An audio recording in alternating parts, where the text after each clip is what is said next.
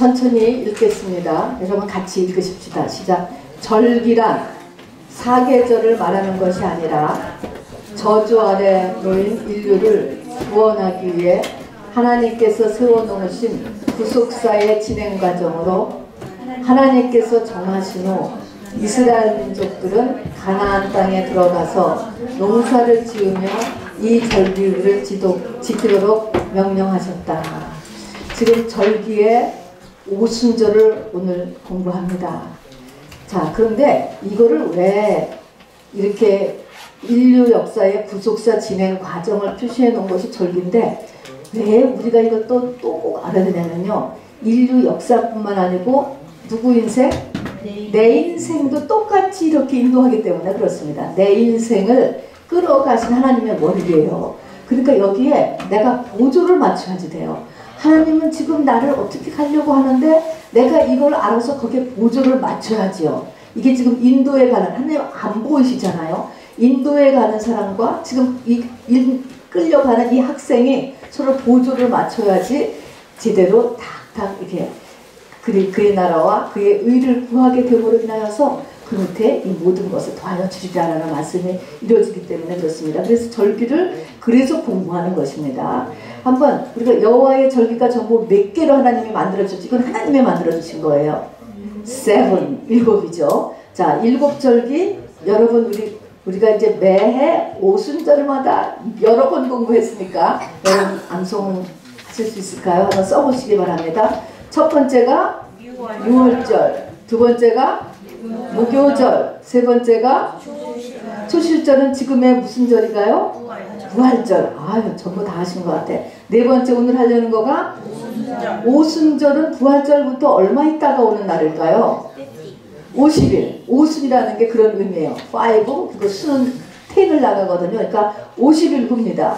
그 다음에 나팔절, 그 다음에 대속죄일, 그 다음에 초막절입니다. 자, 특징, 플리즈 서클이라고 했어요. 자, 앞에 6월절, 무교절, 초실절, 오순절은 위치가 어느 때 있는 거죠? 봄절기에다가 서클, 봄에 있는 거예요, 봄에. 그래서 우리가 지금 이제 오순절을 지금 기다리고 있잖아요, 5월달에. 그래서 그건 봄절기. 뒤에 나팔절, 대속죄일, 초막절은 무슨 절기? 가을절기. 자, 주님은 맨 처음에 봄절기는 초림, 재림 어느 것일까요? 주의 초림을 나타냅니다. 봄입니다. 자, 그러면은 나팔절, 대속죄일, 초막은 주님으로 치면은 뭐를 나타내죠? 초림이에요, 재림이에요? 재림이에요, 재림. 그래서 예수님은 요 대속죄일에 오세요. 이게 나팔절, 대속죄일 붙어 있는데 대속죄일에 오시게 돼 있죠. 재림. 그러니까 앞에 네 개는 봄절기고 예수님의 초림과 관련된 것. 뒤에 세 개는 가을에 위치하고 주님의 재림에 관한 것이다 라는 걸 알고요. 7개 중에 3대 절기를 또 뽑아요. 그래서 이 3대 절기는 이스라엘에 사는 모든 남자가 예루살렘 성으로 모여야만 돼. 이유 없이. 자, 그러면 3대 절기는 몇 번일까요? 1번, 그 다음에 3번일 것 같아요? 4번이요, 4번. 1번, 4번, 7번. 6월절, 오순절, 초막절. 이것을 우리의 라이프에 이 흘러가는 것으로 본다면은요, 맨 처음에 6월절이 탄생하는 거예요, 탄생. 영적으로 탄생하는 걸 얘기하는 거죠. 탄생. 오순절은 결혼. 초막절은 죽음. 우리가 이 땅에서 태어나고 결혼하고 죽고 이게 세 가지 가장 중요한 인생사인데요. 영적인 인생사를 나타내는 것이에요. 그래서 6월절 맞았을 때 사실은 그게 영으로 태어난 거잖아요. 그러면 태어났으면 잘 이제 커야 돼요. 속사람이 커서 오순절에 예수님하고의 결혼이고 그 다음에 일을 다 한 다음에 이제 하늘나라로 올라가게 되는 거죠. 자, 그래서 이거 단지 복습입니다. 6월절 여러분 제가 읽을 때 여러분 이렇게 눈으로 읽고 귀로 듣고 하면서 이 말씀을 집중해서 여러분의 영으로 넣어주시기 바랍니다. 6월절에서 가장 중요한 것은요. 이게 성령 받은 날이거든요. 가장 중요한 거가 피의 위력이에요. 예수 그리스도의 죽으심과 부활의 능력을 붙잡는 거. 여러분 이게 얼마나 중요한지 몰라요. 이것만 붙잡아서 오히려 더 크게 더 문제가 되기도 하는데 그 다음 자기 십자가를 안 하고. 근데 어쨌든 그래도 이거가 베이직에 베이직 정말로. 그래서 맨 처음에 얘기는 예수 믿으면은 부자 되고 예수 믿으면 병 낫고 예수 믿으면 관계, 그거 다 맞는 말이거든요. 그 예수 피의 파워는 확실하게 붙잡아요. 확실하게. 그게 물론 다가 아니지만 또 그 다가 아닌 거에만 치중하면 또 절대로 안 돼요. 절대로 어린 양의 피의 위력을 알아야 돼요. 어린 양의 피를 문설주와 인방에 바르니까 세상에 애굽의 10가지 재앙이 넘어갔잖아요. 애굽의 바로 왕도 못 넘겼잖아요. 바로 왕의 아들도 죽었어요. 근데 이 땅에 어떤 사람도 이길 수가 없었는데 이 재앙을 예수의 피, 어린 양의 피, 그 6월절 어린 양이 예수라고 우리가 이제 신약에서는 완전히 얘기해 주셨잖아요. 그 예수의 피의 위력을 우리가 확실하게 붙잡는 게 첫 번째입니다. 그래서 예수님이 돌아가실 때 마태복음 27장에 보니까 돌아가실 때 성소 휘장이 위로부터 아래까지 찢어져 둘이 되었고 직통 계시가 사실 이제 가능해진 거죠. 뿐만 아니라 땅이 진동하고 바위가 터졌다 그랬습니다. 이 땅 속에는 온갖 죄들이 다 들어있는데 그거 다 흔들리는 것입니다. 바위, 그 죄의 뭉치, 귀신 덩어리, 막 이 한 덩어리 이런 것들이 다 터져 나갔습니다. 죄, 저주, 모든 사망 권세가 정말 여러분 이 능력은 우리가 절대로 비하에는 수준을 낮추면 안 됩니다. 그래서 6월절 애굽 탈출, 피의 위력, 어린 양의 피의 위력 확실하게 붙잡아야 됩니다. 자, 그런데 재앙이 막 우리 그 프린스 오브 이집트 영화에서도 보니까는 막 재앙이 지나가잖아요. 근데 재앙할 때 자기 집 문 앞에 인방과 문설주 상하 좌우에다가 어린 양의 피를 바르고 본인은 반드시 어디 있으라고? 집 안에 있어야 돼. 집 안에. 그때는 죄를 많이 지은 사람은 믿음이 없는 이런 거 상관없어요. 집 안에 있는데 만일에 그때 돌아다니면 어떻게 돼? 나가고 싶어 죽겠어가지고. 그러면은 그 집 아들 있고 그 집 딸이어도 죽어요, 여러분. 상관없이. 그러니까는 뭐 안에 있어야 된다? 피 안에 있어야 된다. 집 안에 있어야 된다. 말씀 안에 있어야 된다. 똑같은 것이에요, 여러분. 여러분에게 저도 마찬가지 재앙 중에 지금 뭔가가 삶에 재앙이 있으면 재앙이 있는 동안에는 뭐 안에 있어야 돼? 말씀 안에 있어야 돼. 집 안에 있다가 진짜 어디 안 나가고 집 안에 있는 게 아니고요. 말씀 안에, 피 안에, 피발은 안에 있지 않고 나가면 그거는 죽는다 이겁니다, 여러분. 그래서 재앙 중에는 바로 말씀 안에 있으라 하는 것이죠. 그리고 우리가 6월절에서 알아야 될 것은 이제부터의 내 인생의 방향성이에요. 방향성. 나는 어디에 있었다가 어디로 가는 것입니까? 이걸 꼭 그 집에 가장은 간단한 스키스 연극을 하면서 애들한테 이걸 묻게 시켰습니다. 왜 그렇게 여행 금방 떠날 사람 같처럼 그렇게 막 지팡이를 짚고 그러고 아버지 그렇게 계세요? 막 이렇게 하면 내가 어디에 왔다 어디로 가는가라는 것을 묻게 돼 있어요. 그러면 어디에 있었어요? 나는 애굽에 있었어요. 애굽에 있었으나 이제는 가나안을 향해 간다. 애굽은 어떻게 해요? 세상이에요. 세상. 우리가 세상에 있었어요. 다 세상의 목적이고 세상에서 살았어요. 뭐 너나 나나 할 것 없이. 근데 이제는 뭐를 향해 가야 돼요? 예수를 향해서. 그러니까 구체적으로 당시에는 애굽이고 가나안. 영적으로는 세상, 우리는 지금 예수를 향해서 내가 예수 되기 위해서 가는 것입니다. 방향성. 여러분 지금 방향성이 제대로 잡혔나 잘 보시기 바랍니다. 그리고 이 6월절 사건은 반드시 후손에게 전해줘야 됩니다. 그래서 6월절 행사를 가장 크게 하는 것입니다. 유대인들이. 우리도 해야죠. 자, 근데 6월절은요, 이제 오늘 6월절부터요. 성령 받은 날이죠. 그날부터 6월절하고 무교절은 붙어 있어요. 1월 14일. 이제 그 다음, 그날부터 7일간. 그래서 무교병, 그 다음 날부터가 이제 무교절이에요. 7일 동안 무교병을 먹여야 돼요. 무교병이라고 하는 것은 빵에다가 이스트를 얹는 것. 누룩을 얹는, 무 하는 것은 이스트를 얹는 빵이에요. 영원이가 집에서 빵을 만들어서 먹었다고 하는데 그게 이스트가 들었겠어? 안 들었겠어? 누룩이 들었지.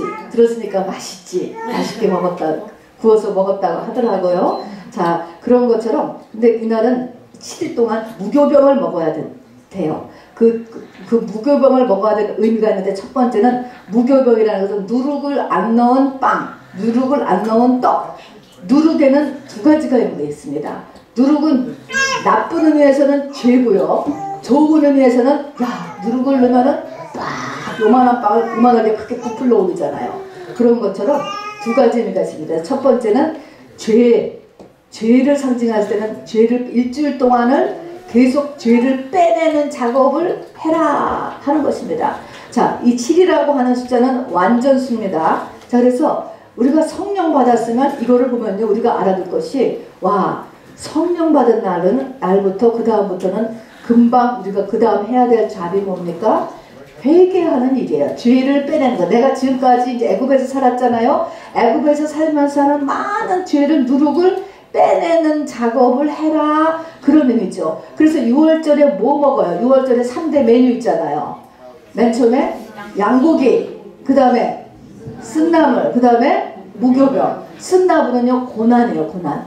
내가 고난이 싫어도 환경적으로 고난이 오게 돼 있어요. 쓴나물은 환경적으로 오게 돼 있고, 그 다음에는 무교병이죠. 양고기를 먹은 다음에는, 양고기는 예수님의 말씀이죠. 말씀을 들은 다음에는 그것에 비춰서 뭘 해야 돼요? 회개를 하는 거죠. 나를 고치는 거죠. 나의 습관, 나의 사고방식, 가치관, 여러 가지를 하는 것. 그래서 이것만 이렇게 봐도 바로 이 맨 처음에, 그러니까 무교병, 6월절 다음에 무교병이 바로 쫓아온다라고 하는 거.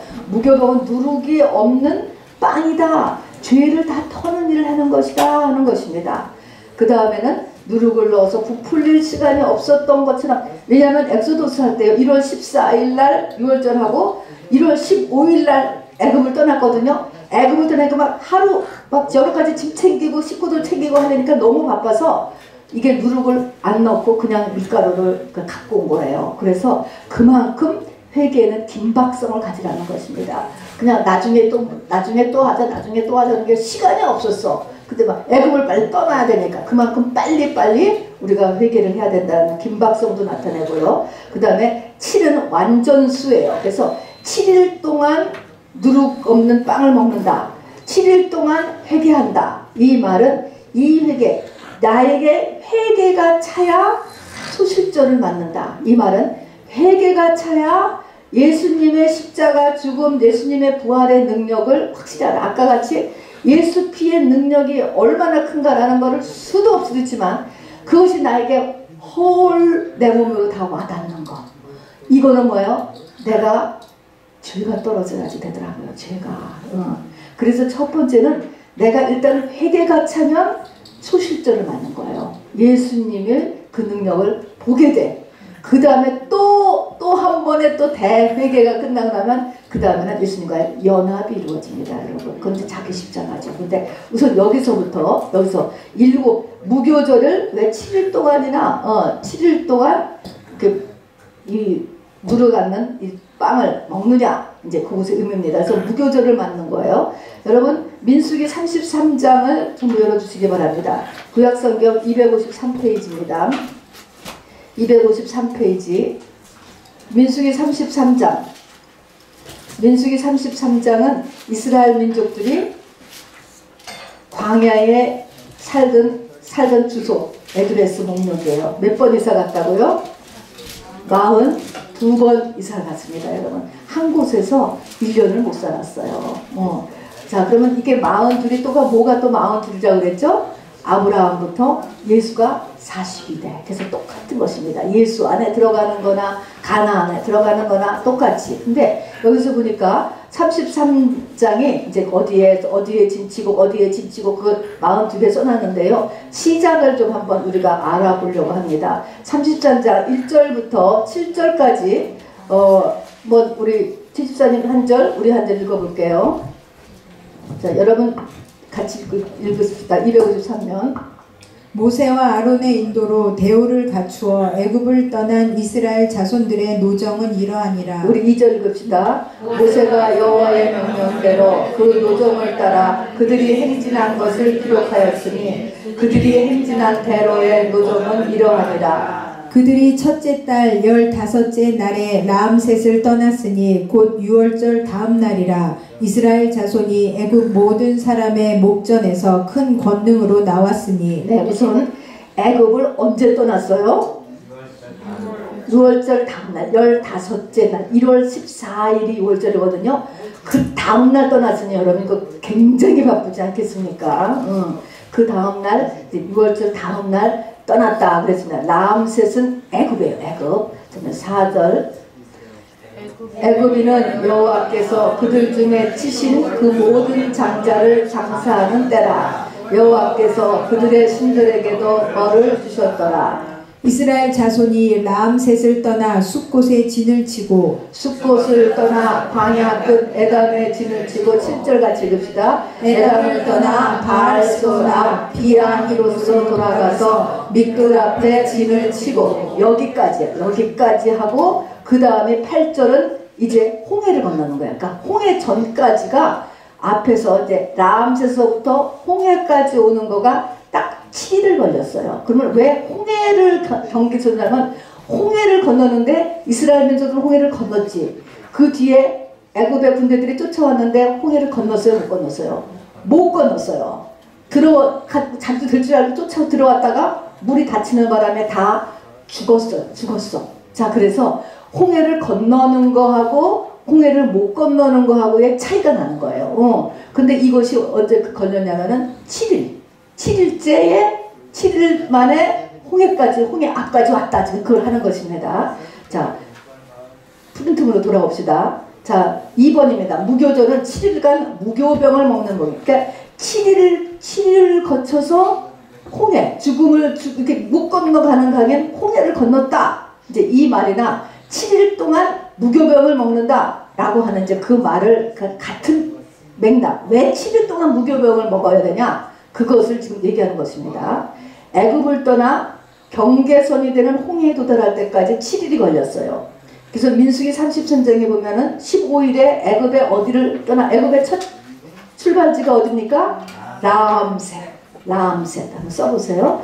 떠납니다. 그러고서 이제 무교절이 15일부터 무교절 시작하는 것입니다. 그래서 보니까 숲곳을 지나고 에담을 지나고 믹돌을 지나고 이렇게 해가지고서 이제 애굽을 빠져나온 거야. 홍해까지 온 거예요. 그래서 홍해를 딱 해서 애굽을 나왔잖아요. 더 이상은 바벨 군대가 못 쫓아왔잖아요. 회개가 차야 회개를 통해서 내 안에서 애굽이 빠져나가야 된다. 그런 의미예요. 자, 7일 동안 무교병을 먹는 것 무교절. 자, 어쨌든 내 안에서 애굽이 빠져나가고 내가 회개가 차야. 그러니까 누룩을 계속 빼내야지 내가 예수님이 누군가라고 하는 것을 일단 안다는 거야. 초실절에 예수님을 알게 되는 것입니다. 그 과정을 얘기하는 거예요. 그 다음에 초실절은 지금의 부활절 같은 날이죠. 초실절은 first fruit, feast of first fruit. 첫 번째 열매. 하나님이 첫 열매를 거둔 날이다. 이 첫 열매는 누구죠? 예수님 거두신 날입니다. 그리고 근데 이 초실절에 이 부활절에 근데 어떤 절이냐면은 돌이 굴러가다. 무덤에 돌문이 열렸다. 그런 절기예요. 그죠? 예수님의 부활하신 때를 나타내죠. 예수님 근데 나올 때 예수님이 부활하실 때 보면은 수의를 무덤 속에다가 놔두고 넣으셔요. 수의라는 것은 죽은 사람한테 입히는 옷이거든요. 그 수의에는 모든 죽은 사람이 입는 옷이에요. 죽음의 권세, 저주, 죄, 자기의 모든 것을 다 그냥 무덤 속에 놔두고 나오셨어. 자, 그래서 수치가 굴러간다. 이 말은 여러분 들은 것 같지 않으세요? 길갈, 애굽 가나안의 첫 정착한 도시가 길갈이거든요. 길갈이라고 하는 도시의 미닝이 돌이 굴러간다. 수치가 굴러간다는 것이에요. 이제는 수치받는 인생이 너가 되지 않는다는 거예요. 이 쉐임이라는 것이 누구한테나 다 있거든요. 근데 쉐임 끝. 어떠한 쉐임이 있었다 할지라도 쉐임이 끝난다 라고 하는 것입니다. 수치가 굴러가고 무덤을 막은 돌문이 열려서 완전히 이제 새 출발하게 되는 것이죠. 그렇다면 그것이 부활절이에요. 그렇게 한다면 이제 오순절, 조실절하고 오순절하고 사이에 이 사이에 좀 한 줄밖에 이렇게 없지만 엄청난 차이가 있습니다. 초실절에서 오순절 이 사이에 지금 이론이니까 그냥 배웁니다. 절기로 배우니까 오순절을 히브리어를 그대로 이렇게 영어로 표시한 걸 보면은 SHAVUOT, 샤부오트라고 발음을 하더라고요. 샤부오트. 그 의미는 뭐냐면 샤부오트라고 하는 의미는 결혼한다는 거예요. 결혼. 안식, 완성, 신앙의 고지, 또 나의 태어난 목적을 다 이룬 상태, 이것이 샤부오트예요. 자, 그러니까 이게 얼마나 놀라운 날입니까?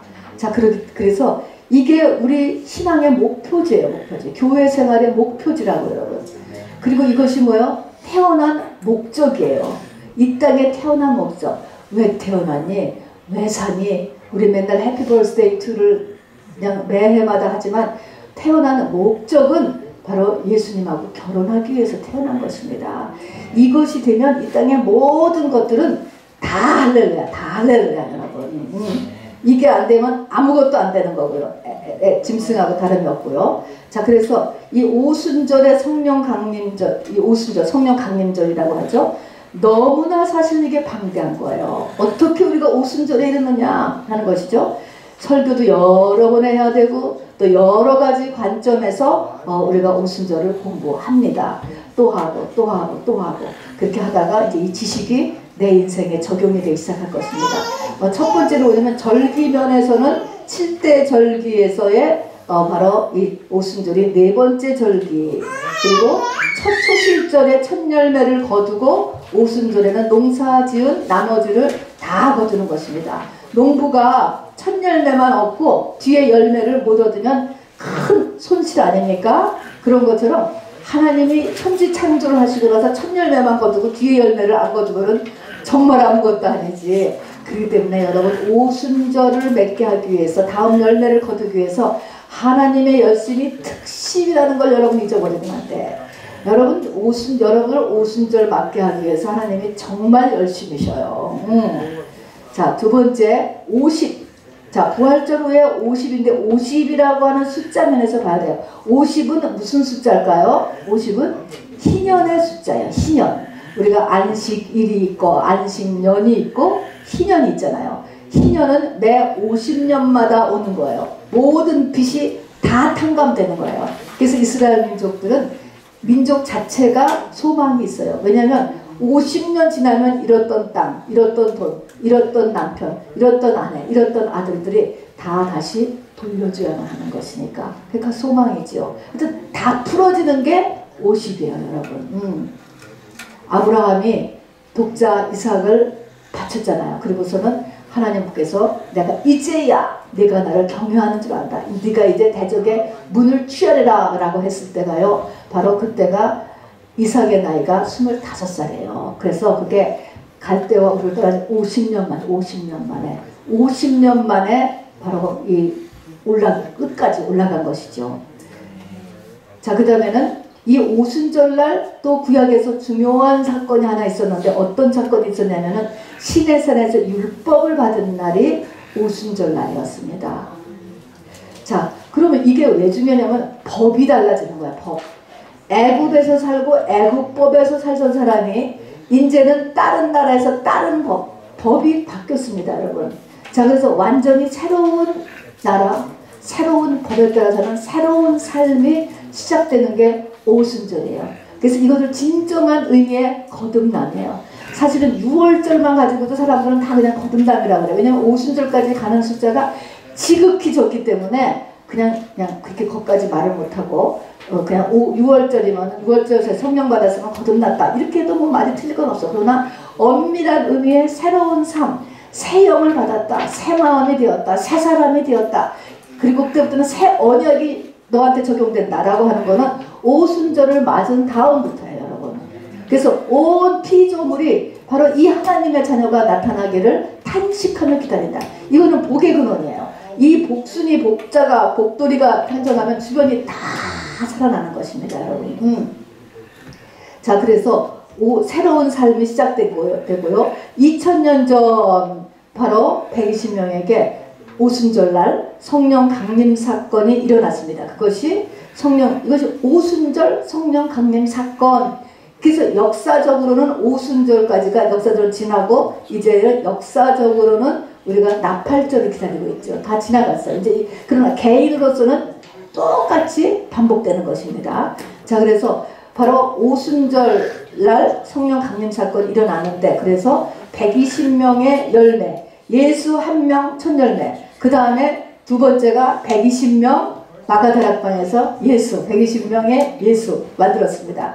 물론 그 뒤에도 이제 계속 지금 기독교 2000년 역사에서 전 지구상으로 하나님께서 이렇게 만들고 계세요, 지금. 그래서 이 숫자가 다 차면은 인류가 끝나는 것입니다. 그러면서 3차 대전도 일어날 것이고 끝나게 되는 것이에요. 다 계시록 있는 대로. 자, 그런데 성령 강림 사건이 일어났는데 그때 보니까 사도행전 2장에 보니까 그것이 요엘서의 성취다라고 하는 이런 어떻게 보면 좀 아리송한 말을 하잖아요. 근데 요엘서의 성취다. 그래서 요엘서가 도대체 어떤 책이냐 보니까 요엘서는 회개의 책이에요. 회개의 책. 그래서 요 120명의 마가다락방에 모여서 열흘 동안 기도에 전념했다. 그런데 도대체 무슨 기도를 전념했을까? 라고 하는 거죠. 기도에 전념했다라고 하지만 무슨 기도를 했는지 얘기 안 하거든요. 하나님 돈 주세요. 돈 주세요. 하나님 돈 주세요를 뭐 부처에서 하듯이 1000배, 10,000배 그렇게 같은 거를 반복했다는 이야기가 아니고요. 이때 뭐예요?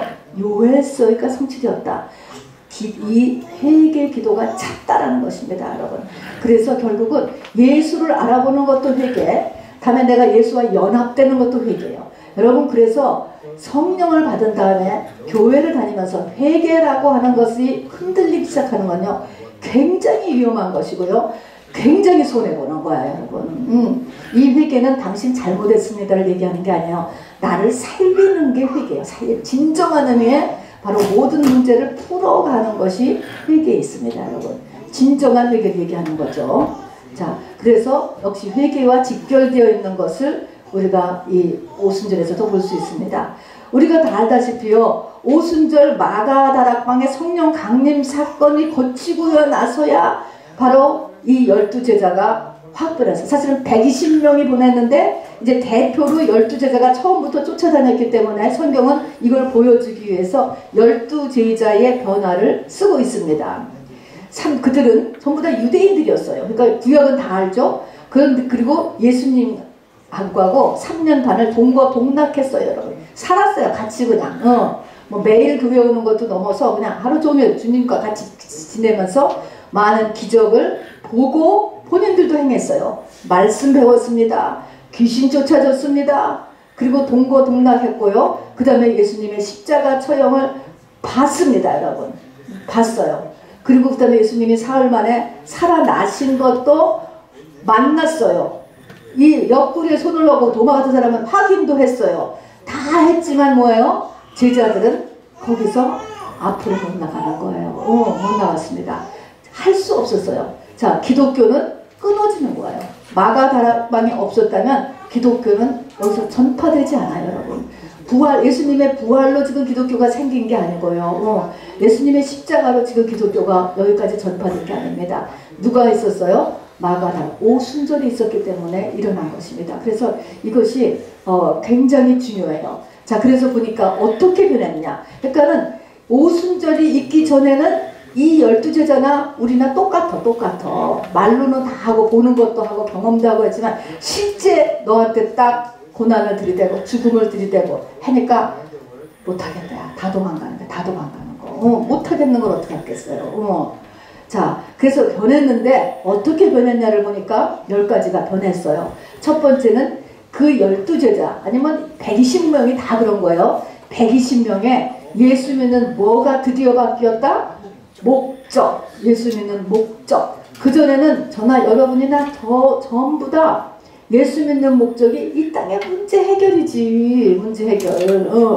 부활하신 예수님과 40일을 보내고 예수님의 승천을 바로 앞두고도 사도행전 1장에 보면은 예수님은 지금 막 승천하려는 예수님 제자들이 승천하려는 예수님 앞에서 이스라엘의 회복이 이때니까 라고 질문합니다. 이제는 이제 예수님이 우리나라를 로마에서 독립시켜 주실 것이 그런 거예요. 구약을 다 알고 또 말씀 공부하고 축제하고 병 고치고 십자가 지고 부활을 다 봤어도 사람은 예수 믿는 처음 목적이 안 변하게 돼 있어요. 그러니까 교회를 가는데 교회에서 자꾸 예수님과의 신부가 돼 이런 얘기를 하면은 그 교회를 못 다녀. 왜냐면 이거를 깨닫지 못하니까. 아니 교회 가서 내 삶의 문제를 해결해 줘야지. 이 예수 믿는 처음 목적이 변하지를 않아요. 이게 조금이라도 변하는 거, 여러분은 조금이라도 변하시니까 지금 여기 계시잖아. 이게 얼마나 어려운지 몰라요, 여러분. 근데 오순절이 되면 오순절을 거치고 나면은 이것이 확가닥 변해. 확가닥 완전하게. 완전히 그 전이 그냥 꿈속에 사는 거였구나. 아무것도 아니고 짐승같이 살았구나. 이 땅의 것들이 하나도 중요하지 않은 거예요.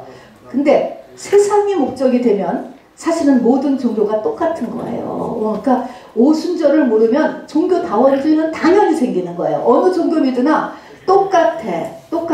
그리고 다 좋은 점이 다 있고, 그리고 휴머니즘으로 보면은 뭐 탓할 게 아무것도 없죠. 자, 그래서 근데 이들이 그 예수 믿는 목적이 안 변했었어요. 끝까지도 사도행전 1장까지에서도 안 변했어. 일단 우리나라가 독립을 해야 돼. 이거는 시작부터 이거였어. 시작에도 그것 때문에 12명이 모인 거거든요. 끝날 때까지도 사도행전 1장까지 사복음서 다 끝날 때까지도 똑같아.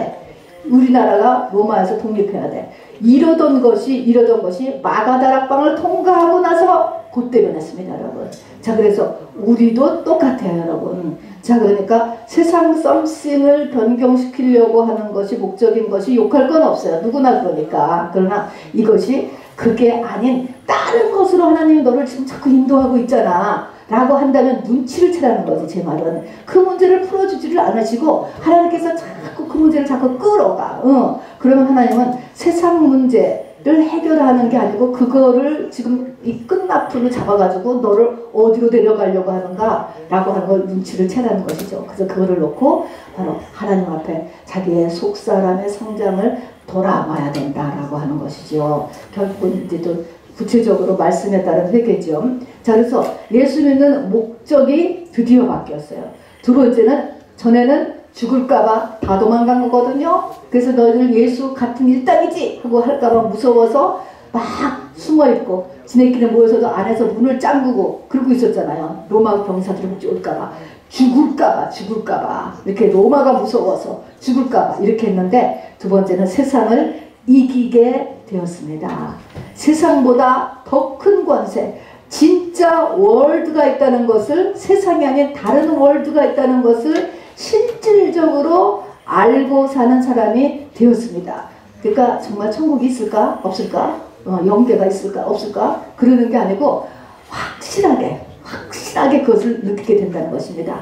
자, 그래서 4장에 가서 보면은 베드로와 요한이 관료들한테 이렇게 얘기해요. 하나님 앞에서 너희의 말을 듣는 것이 하나님의 말씀을 듣는 것보다 옳은가 판단하라. 우리는 전도를 안 할 수가 없다는 것이지. 하나님 말을 듣는 것이 맞지 세상 말을, 너희 관료 말을 내가 듣게 생겼냐? 뭐 이걸 보면은 요즘도 이렇게 얘기했다가는 뭐 세상에 펄펄 뛰겠죠. 근데 그렇게 했습니다, 여러분. 그래서 감옥에 잡혀나갔죠. 어쨌든 세상을 이기게 되었습니다. 세상보다 더 큰 권세를 확실하게 느끼는 거예요. 이거는 땡깡 피는 게 아니고요. 정말로 느낀 것입니다. 그러니까 순교가 가능해지는 것이죠. 자, 세 번째는요. 이 악살가는 도고의 맨 끝이 시기잖아요. 우리 인간관계에서의 이 시기심을 원죄의 한 그 집하기 때문에 넘어설 수가 없어요, 사람이. 근데 이게 드디어 시기하지 않아요. 그래서 우리가 예수님이 베드로에게 네가 나이 들어서는 자기 십자가를 지게 될 것이다. 그래서 나를 따를 것이다. 이렇게 예언을 하니까 베드로가 요한을 보고 쟤는 어떻게 될 건데요? 자기 일은 두 번째 집어넣어서 남하고 이렇게 막 물어보는 거예요. 또 예수님이 이제 예루살렘으로 들어가신다고 하니까는 누가 주의 우편에 앉고 누가 주의 좌편에 앉고, 또 그럴 뿐만 아니라 그들의 야고보와 요한은 그들의 어머니까지도 동원해가지고 막 자기 아들을 좋은 위치에 올려달라고 예수님한테 아부하러 오셨고, 또 그렇다고 또 그것을 비난하는 다른 제자들 다 속은 다 똑같으죠. 자, 그러던 것이 바로 이제는 서로 비교하지 않고 이 둘이서 동역이라고 하는 확실한 거를 알게 되었어요. 시기심이 없어졌습니다. 그리고 예수의 증인이 되어진다. 여러분이 증인이라고 하는 것은 똑같은 것, 확실한 것, 정확한 것, 예수를 올바로 정확히 하는 것, 예수를 어떻게 아느냐라는 것이 천차만별이에요. 예수가 누군가 이걸 보는 사람마다 다 다른 거예요. 예수를 어떻게 보느냐.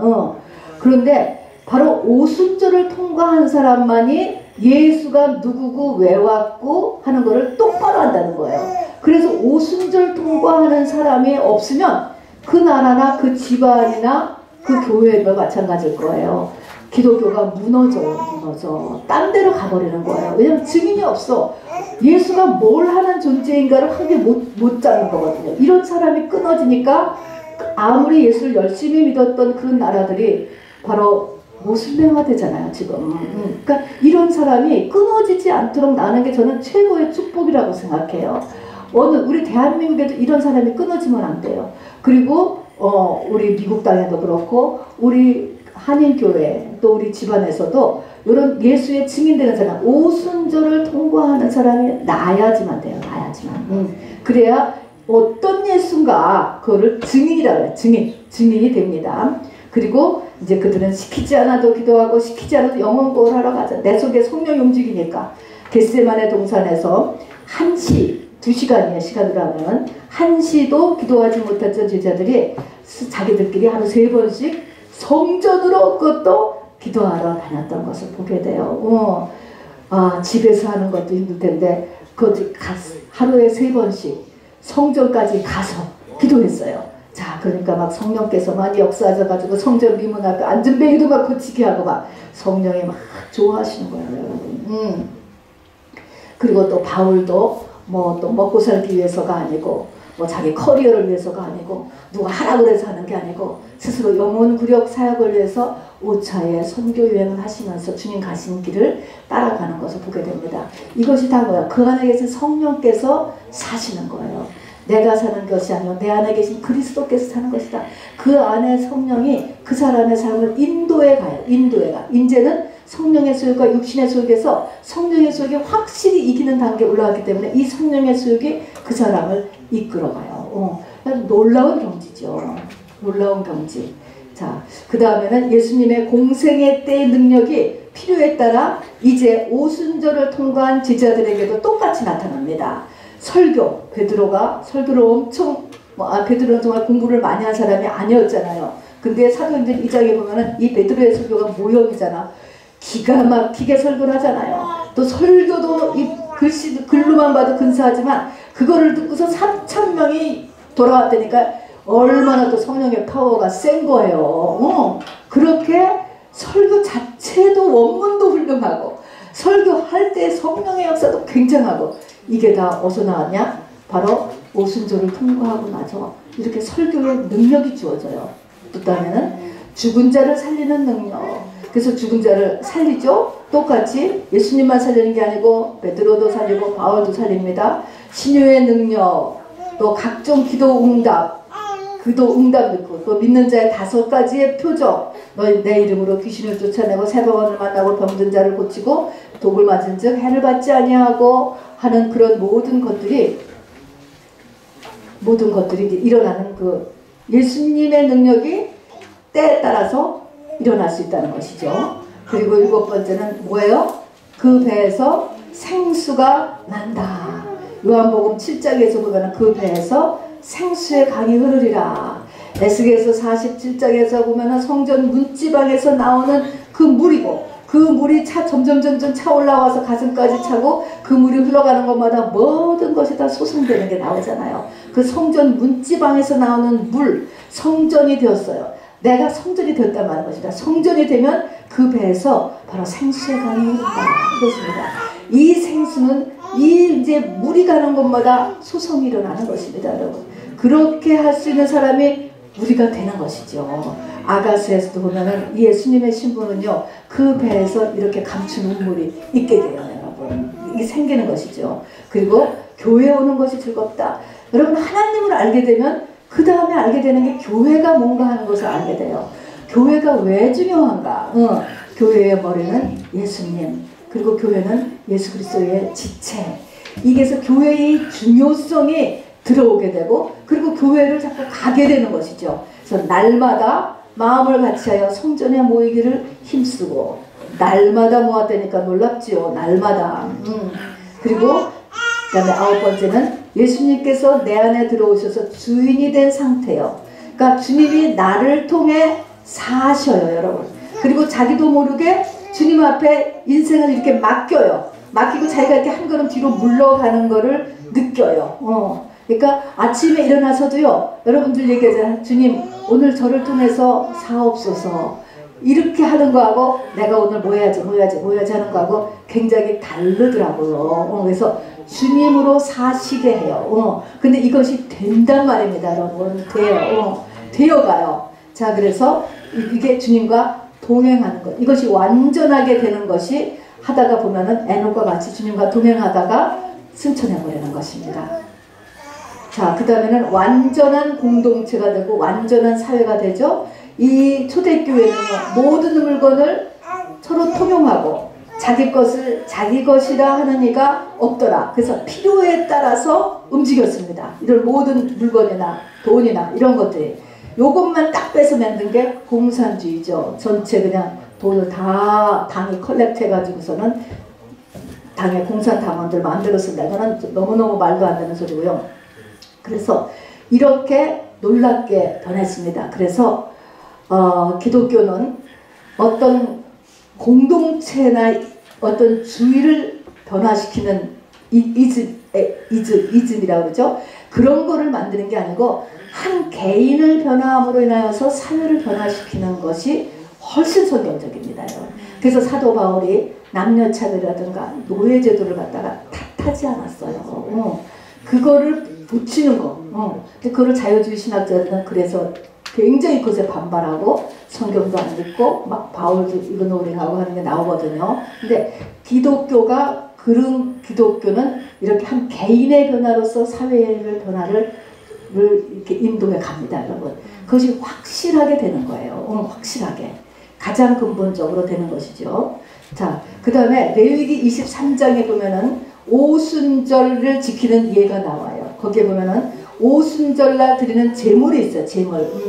자, 이 제물이 주는 영적인 의미를 우리가 알 필요가 있습니다. 첫 번째는 이 오순절에 이제 제사를 드리는데 새소제로 드려야 된다라는 것은 지금 50일 전에 초실절이었잖아요. 그때 추수했던 곡물이 있거든요. 남아있거든요. 지금 한 달 반 정도 지났으니까. 그때 했던 이렇게 이 보리추수죠. 진짜 보리지만 어쨌든 그때 추수했던 건데 그걸로 다시 또 이렇게 드릴 수도 있는데 그렇게 하면 안 된다는 거예요. 새소제라는 것은 새로 또 변화해야 돼요. 가서 보리던 밀이던 가서 새소제를 꼭 드려야 된다. 이 말은 바로 오순절이 지나면 새 것이 된다는 새 사람이 된다는데 진짜 나는 내가 새 사람이 되고 싶어. 나 새 인생 살고 싶어. 그런 사람은 오순절을 향해서 가야 돼요, 여러분. 그러면은 나도 좋고 이웃도 좋고 주님이 제일 좋으시고 그렇습니다. 자, 그래서 새 사람이 되기 때문에 새 소재로 반드시 드려야 돼요. 그 다음에는 전에는 모든 것을요 성전에 와서 만들어야 돼요. 또 다음에 뭐 짐승을 잡는 것도 또 거기에서 뭐 제사 지내는 모든 필요한 것들을 성전에 와서 해야 되는데 이제는요 이 오순절은요 각자 집에서 떡을 만들어 올 수 있어요. 떡을 집에서 만들어 오는 것입니다. 왜 집에서 만들어 올 수 있을까? 이제부터는 뭐냐, 이 오순절부터는 말입니다. 꼭 그러니까 영과 진리의 예배, 여기서다 저기서다가 문제가 아니고 영과 진리의 예배가 중요하다. 그래서 빌립보 교회의 루디아는요 바울이 강가에서 전도했어요. 교회에 와서 예배당에 전도되고 그런 게 아니니까 어디서나 전도할 수 있고 어디서나 성경 공부할 수 있고 어디서나 예배 드릴 수 있는, 그래서 떡을 집에서 이렇게 만들 수 있도록 이렇게 했습니다. 제가 오순절에 드리는 제물이다. 그러니까 이 오순절을 맞은 사람은 어떤가 라는 것을 우리가 보는 것이에요. 오순절을 맞은 사람은 봐요, 새 사람이야. 오순절을 맞은 사람은 정말 네가 성전이다 이런 말 해도 되는 것이지. 영과 진리로 예배를 드리고 또 어디서나 전도하고 어디서나 성경 공부하고 예배드릴 수 있는 이런 그 자체가 교회예요. 교회가 된 것이거든요. 자, 그 다음에는 세 번째는 지금까지는 우리 성수에 보면은 진설병상이라는 게 있어요. 그래서 떡을 12개를 만들어서 일주일에 한 번씩 이렇게 안식일에 바꿔놨거든요. 그래서 이 12진설병, 떡이에요. 병이라는 것은 이 떡은 이스라엘의 12지파를 이야기했었거든요. 근데 이제는 오순절날 드리는 예물은요, 떡을 12개 만드는 게 아니고 떡을 크게 2덩이로 만든대요.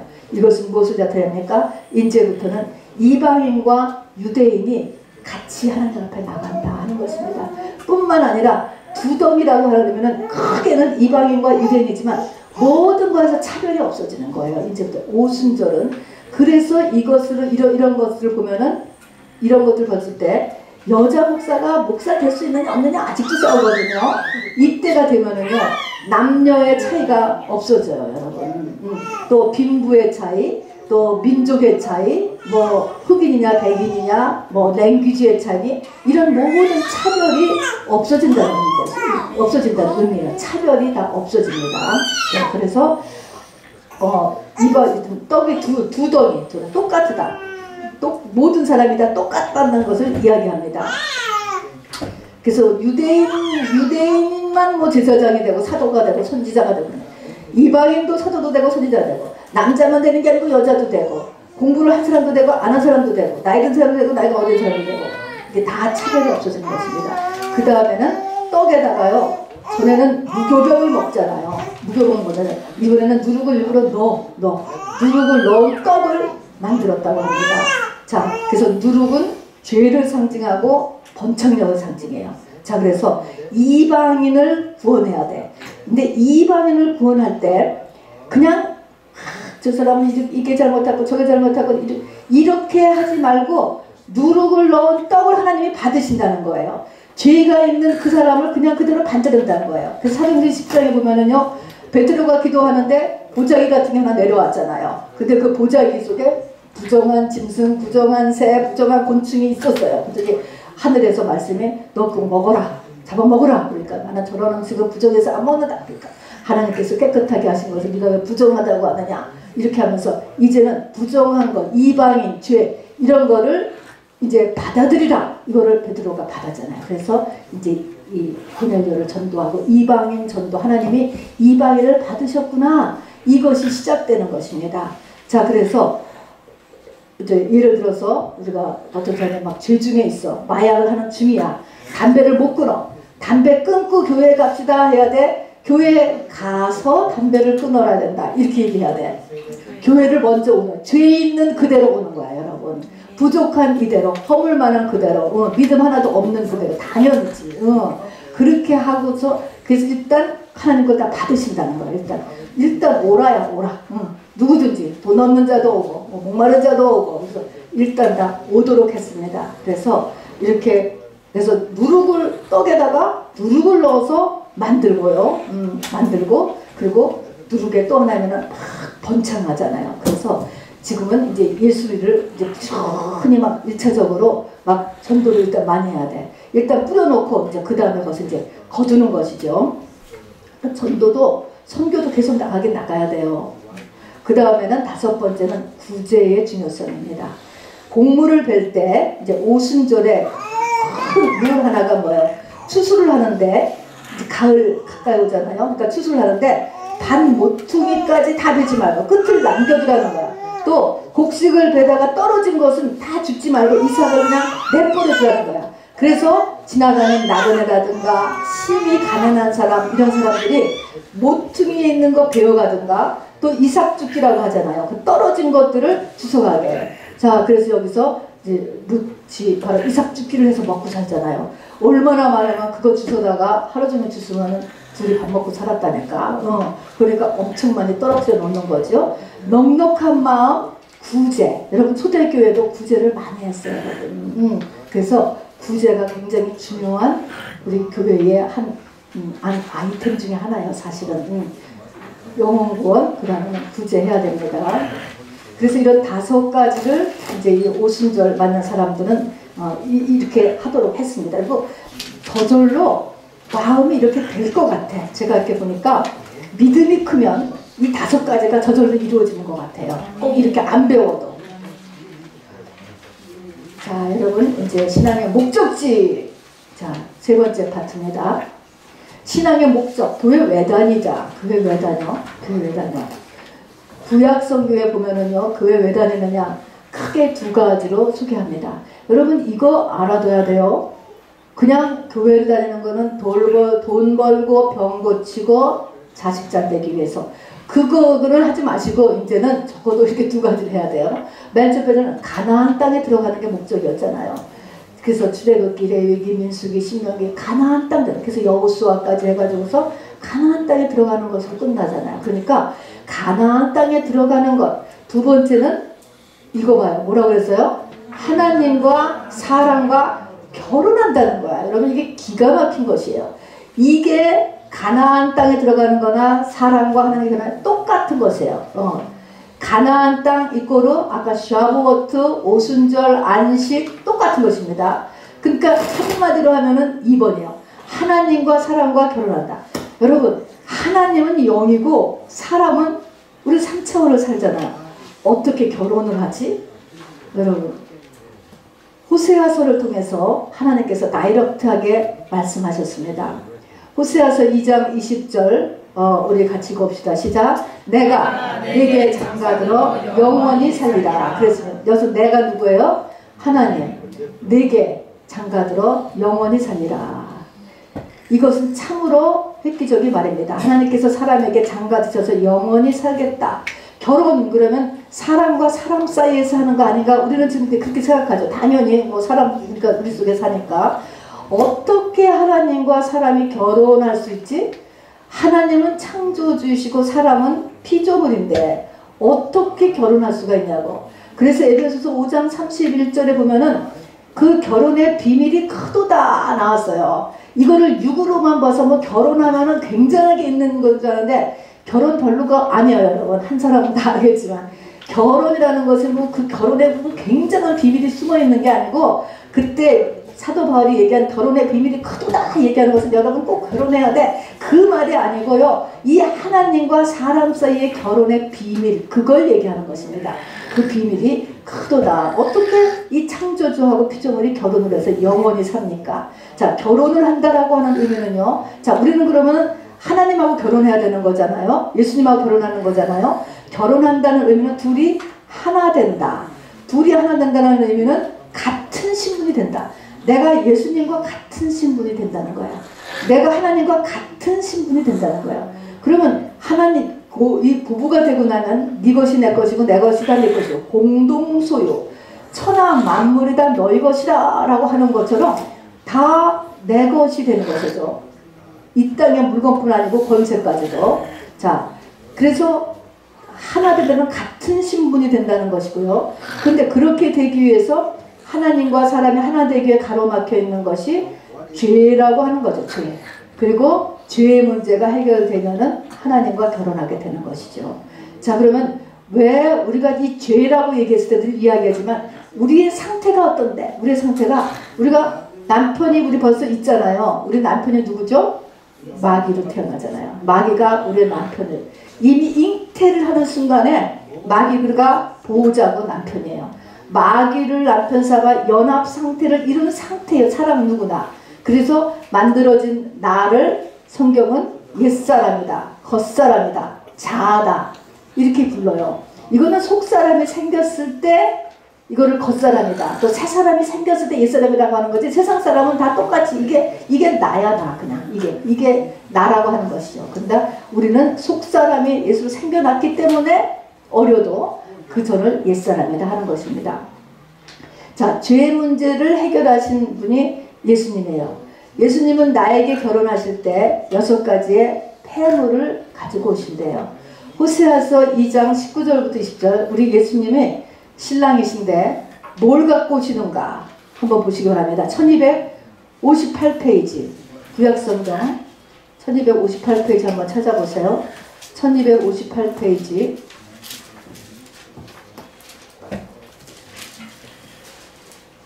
1258페이지 호세아서 2장 19절 20절 읽어주실래요, 지주사님? 그리고 여러분 이거 보시면서 밑줄을 해보세요. 시작. 밑줄에 쓰세요. 내가 내게 장가들어 영원히 살되 공의와 정의와 은총과 긍휼히 여김으로 내게 장가들며 진실함으로 내게 장가들리니 내가 여호와를 알리라. 네, 장가를 오는데 이 신랑이 뭐를 가지고 오느냐? 뭐예요? 공의, 그 다음에 정의, 그 다음에 은총, 그 다음에 긍휼히 여김, 그 다음에 5번째 진실함, 6번째 맨 처음에 했어요. 영원히 산다. 영원히. 우리의 결혼은요, 여러분이 아무리 좋은 사람 만나서 아무리 재미나게 살아도 끝이 있어요. 끝. 이 땅의 결혼은. 근데 여기서는 이렇게 완전한 결혼이 영원히 가는, 영원히. 6가지 해야 돼요. 영원을 맨 처음에 써도 돼요. 내가 내게 장가들어 영원히 살되, 영원하다. 모든 것은 다 끝이 나기 때문에 이게 우리가 지금 슬픈 거잖아요. 뭐든지 좋은 거, 기쁜 것도 자꾸 그게 끝이 나잖아요. 근데 그게 아니고 영원히 가는 거예요. 영원히 가고 공의, 정의, 은총, 긍휼함, 진실함. 여러분, 이것을 한마디로 하면 이것이 뭔지 아세요? 십자가예요, 여러분. 십자가로 인해서 십자가를 지시는 것입니다. 십자가. 자, 그러면 신부의 결혼 준비는 한마디로 무엇일까? 결혼이 언제 이루어지는가? 밑에 박스를 같이 읽어보겠습니다. 호세아서 2장 14절부터 16절. 자, 같이 봅시다. 시작. 그러므로 보라, 내가 그를 타일러 거친 들로 데리고 가서, 출애굽하여 광야로 인도했다는 것. 거친 들 데려가서 말로 위로하고 거기서 비로소 그의 포도원을 그에게 주고 아골 골짜기로 소망의 문을 삼아주리니 그가 거기서 응대하기를 어렸을 때와 애굽 땅에서 올라오던 날과 같이 하리라. 여호와께서 이르시되 그날에 내가 너를 내 남편이라 일컫고. 굉장히 어려운 말이에요. 우선 이 박스를 보면 박스에 보면은 거친 들. 자, 결혼을 하게 되는데 이제 신랑은 6가지 폐물을 가지고 나한테 프로포즈를 해. 근데 내가 신부가 되기 위하여서 그 과정을 쓴 거예요. 거친 들이 필요하고 말로 위로했다. 내 삶이 거친 들인 거예요. 광야로 간 거 얘기하죠. 내 삶이 고난이 많아. 거친 들로 하나님이 나를 데리고 갔다는 거예요. 나를 거친 들로 인도하더니 그 다음에 말로 위로하고 말이 필요해. 그 다음에 그 뭐를 주냐면은 포도원을 나한테 주었다. 그런 다음에는 아골골짜기로 또 간다네. 그리고 아골골짜기 뭔가를 알아야 되죠. 아골골짜기가 바로 소망의 문이라는 거예요. 소망의 문. 그 소망의 문이 뭐냐면 아골골짜기가 그날에, 아골골짜기 그날에 네가 나를 내 남편이라 일컫는 거예요. 아골골짜기 날이 결혼하는 날이라는 거예요, 여러분. 자, 그러면은 그 위로 지금 올라가서 결혼이 이루어지는 시점, 아, 예수님이 나의 신랑이구나 라고 딱 알아서 결혼이 이루어지는 시점이 아골골짜기라는 거예요. 자, 그러면 신랑의 준비는 십자가요. 십자가로 신랑 준비를 다 해서 6가지를 갖고 나한테 프로포즈를 하는 거예요. 신부는 뭐냐면 아골골짜까지 가야 된단 말입니다. 아골골짜까지. 아골골짜, 우리가 여호수아서에서 나오잖아요. 아간이라고 하는 사람이 광야 40년 다 통과했어요. 그 다음에 이 가나안 정복전쟁을 하는데 이 여리고성 정복전쟁 때 아간이라는 사람이 금지된, 거기 있는 여리고성에 취한 거는 다 하나님 앞에 바쳐라 이렇게 얘기했는데 3가지를 몰래 감췄어. 시나야산에 외투 1벌, 금덩이 하나, 은덩이 하나. 금덩이는 금 50세겔, 은덩이는 은 200세겔. 여러분, 탐심이라는 건 진짜 무서운 것 같아요. 우리 이제 여리고성도 점령했으니까 다 끝났잖아. 광야 40년 지났고 이제 여리고성도 점령하니까 이제는 우리 안정이다. 다 이제 끝났다. 곧 다 자리를 잡는다. 그러니까 아, 저거 좀 필요하지 않을까? 금덩이 하나. 어차피 다 불사르는 거거든요. 지금 하나님이 다 여호와께 바쳐라 그래. 다 불사르는 건데 옷 1벌, 금덩이는 은덩이 하나 감춘 거를 누가 알았지? 하나님만이 하신 거예요. 아무도 몰랐어요. 아무도. 이것 때문에 이제 그 다음 전쟁을 실패하게 되고 하나님께서 진노해서 그 죄인을 찾아내기 전까지는 못 움직이는 거예요. 그래서 하나님께서 찾아주셨잖아요. 그래서 그것이 발각났어요. 발각나서 돌에 맞아서 죽은 곳이 아골 골짜기예요, 여러분. 자, 다시 뭐라면 뭡니까? 발각난 거예요. 내 죄가 발각나. 아무도 몰랐던 내 죄가 발각나는 것. 그래서 그 죄가 발각나고 해가지고 어떻게 돼? 겉사람이 죽었어. 회개로 죽는 것이다. 그렇게 죽는 날이 바로 예수님하고 결혼하는 날이다. 이것입니다. 자, 그래서 요 창세전에 택한 신부 후보생들의 인생을 인도하는 대표 구절이 호세아서 2장 14절부터 16절이에요. 그래서 여기 보면은 네 가지가 일어나는 거예요. 신부 후보생들은 이 땅에서 사는 동안에 맨 처음에 인생이 거친들 되는 거야. 왜 좀 평탄하지가 않고 이렇게 맨날 거친들. 그래서 거친들로 나를 데리고 갔다. 뭐 거친들, 이거로 광야, 고난이요, 문제예요. 끊임없이 계속되는 문제. 거친들. 그 다음에 거친들에 가서 어디, 그래서 내 삶에 이렇게 남다르게 이렇게 문제가 많아. 두 번째가 뭐라고요? 말로 이루었다. 근데 말로 이루에 뭐가 있어야 돼요? 성경 말씀이 필요한 것입니다. 여러분, 말씀이 필요해요.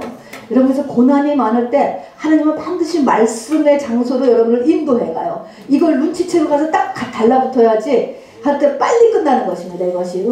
근데 지금 이렇게 맨날 이렇게 하나님 말씀 뭐 이렇게 배우는 거 지금 심란한데 거기 교회 가게 생겼냐 막 이렇게 나오면 안 되죠. 자, 광야에서 반드시 있어야 될 것이 말이에요. 말이라는 것은 성경 말씀입니다. 신명기 8장 2절부터 3절 읽읍시다. 시작. 내 하나님 여호와께서 이 40년 동안에 내게 광야길을 걷게 하신 것을 기억하라. 이는 너를 낮추시며 너를 시험하사 내 마음이 어떠한지 그 명령을 지키는지 지키지 않은지 알려 하시니라. 너를 낮추시며 너를 줄이게 하시며 또 너도 알지 못하며 내 자손들도 알지 못하던 만나를 내게 먹이신 것은 사람이 떡으로만 사는 것이 아니요 여호와의 입에서 나오는 모든 말씀으로 사는 줄을 내가 알게 하려 하시느냐. 여러분, 우리가 밥 먹는 거 중요한 것만큼 하나님의 말씀이 나를 세운다라고 하는 생각이 있어요, 없어요, 여러분? 이게 있어야 되는 거예요. 이게 하나님의 말씀이 나를 살린다. 나가 지금 좀 이렇게 공경에 빠지고 고통 중에 있고 하는데 하나님의 말씀이 살린다. 아니, 돈을 주냐, 밥을 주냐, 뭐 약을 주냐, 눈에 보이는 거 아니에요. 그런데도 살린다. 여호와의 입에서 나오는 말씀으로 산다라는 것을 깨닫는 데까지 가야 돼요. 반드시. 이게 있어야 됩니다, 여러분. 그래서 여러분이 하루에 정말 교회 안 오는 날에도 집에서 꼭 말씀을 먹어야 되는 거예요. 밥 안 먹는 거하고 똑같이 먹어야 되는 것입니다. 자, 그래서 그걸 알게 하려 하십니다. 말씀의 중요성이죠. 광야라고 하는 히브리 단어를 미드바르라고 하는데 이것이 말씀이라고 하는 뜻이라고 합니다. 그래서 광야에 반드시 있어야 될 것은 바로 고난 가운데 하나님의 말씀을 우리가 먹을 줄 알아야 됩니다. 그 다음에는 그렇게 해서 내 인생에 고난을 허락하시고 또 하나님의 말씀을 들을 기회를 나한테 주시고 그렇게 하더니 하나님이 나에게 뭐를 주시냐면은 그의 포도원을 그에게 주고, 이 말은 나의 포도원을 나에게 준다 이런 말입니다. 나의 포도원이 도대체 뭘까? 나의 포도원. 자, 나의 포도원이라는 것은 우리가 이 땅에 태어나기 전부터 우리 자체의 사명이 있어요. 우리 자체의 복이 있어요. 달란트가 있어요. 그 여러 가지 나에 대한 기도 계획이 하나님이 다 있으셔. 이것이 드러나는 거야. 드러나. 여러분, 요한계시록이 지금 그거 다 끝났잖아요. 근데 지금 이제 그걸 하나 또 가잖아요. 그런 것처럼 우리 인생을 여기 하나 태어났을 때는요, 얘에 대한 게 지금 굉장히 많은데 우리는 마귀한테 속아가지고 이게 다 꽃을 못 피워요. 누리지도 못해요. 그런 게 대부분이거든요. 근데 이게 바로 포도원이에요. 자, 그래서 나의 포도원을 나에게 주고라는 것은 나의 사명이 드러나는 거예요. 또 나의 달란트가, 나는 그게 몰랐는데 나한테는 이런 달란트가 있고 저런 달란트가 있어. 그런 달란트, 또 나의 어떤 누림도 있어요. 이 땅에서요. 그 누려야 되는 그 복의 장소, 또 복의 그릇, 복의 분량, 이런 모든 것들이 포도원이에요. 그런 것들이 나한테 드러난다는 것입니다. 자, 그러니까 고난은 나에게 포도원이 열리는 계기가 되는 것이죠. 그러니까 고난과 그 다음에 하나님의 말씀, 그것이 계속 합해지면은 나의 포도원이 열린다는 것이에요. 그러니까 포도원은 하나님의 세계, 어떻게 보면 영혼의 세계, 속사람의 세계, 진리의 세계, 이런 것이에요. 그러나 구체적으로 이 땅에서도 이것이 현실화됩니다, 여러분. 진짜 이 사람은 이런 사명이 있어. 발명하는 사람도 있고, 발견하는 사람도 있고, 과학과 의학과 이런 곳에 진보를 일으키는 사람도 있고요. 이 땅에서 중요한 역할을 맡은 많은 사람들이 있어요. 이 기독교가 아니면 지금의 현대 문명이 이루어지지 않았을 것이라고 하잖아요. 이런 것들이 다 포도원에 들어가는 거예요. 이런 것들이 다 드러난다는 것입니다. 자, 그 다음에 아골 곧장은 무서운 사건이죠. 아간이 전리품을 몰래 숨겼다가 하나님에 의해서 발각되어 온 가족이 돌에 맞아 죽습니다. 이것의 말은 죄가 발견되어야 한다는 것이요. 그래서 죄가 발견돼서 아간이 돌 맞아서 죽었어요. 근데 그 돌 맞아 죽은 아골 골짜기가 소망의 문이다. 이 말은 옛사람, 겉사람이 죽는 것을 얘기하는 거죠. 여기다가 옛사람, 겉사람이라고 쓰세요. 여러분, 옛사람, 겉사람이 죽는 것을 죽는다라고 얘기하는 것이에요. 자, 죽는다라고 하는 의미는 뭐예요? 죽는다. 내가 겉사람이 죽었어. 그런 말은 반응하지 않는 거예요. 죄에 반응하지 않고, 세상에 반응하지 않고, 자아에 반응하지 않아. 죽은 사람은 얼굴에다가 침을 뱉거나 발길로 찾아요. 끄떡도 안 해요. 죽은 사람은. 반응을 안 하는 거예요. 자, 그래서 로마서 6장에 보니까 죄에 대해서 죽은 자를 여길 것이요, 세상에 대해서 죽은 자를 여길 것이요, 자아에 대해서 죽은 자를 여길 것이요. 와, 자아 건드려서 팔팔 뛰지 말고, 팔팔 뛰어서도 금방 가라앉으세요, 여러분. 1시간 내로 다 가라앉아. 그래서 반응하지를 않고, 또 조금 반응해서도 얼른 죽은 자한테 돌아와야죠. 이게 돼야 되는 거예요. 그 다음에는 그리스도 예수 안에서 하나님께 대해서는 산자로 결정다. 하나님의 뜻이다. 하나님이 기뻐하시겠다. 그런 거에는 팍팍 반응하는 사람. 이게 겉사람이 죽은 사람이지요. 아멘. 자, 여러분. 자, 오순절 대강 다 마쳤습니다. 처음부터 쭉 보시고요. 성령께서 특별히 나에게 하시는 말씀을 꼭 듣고 마음에 새길 수 있게 되기를 바랍니다.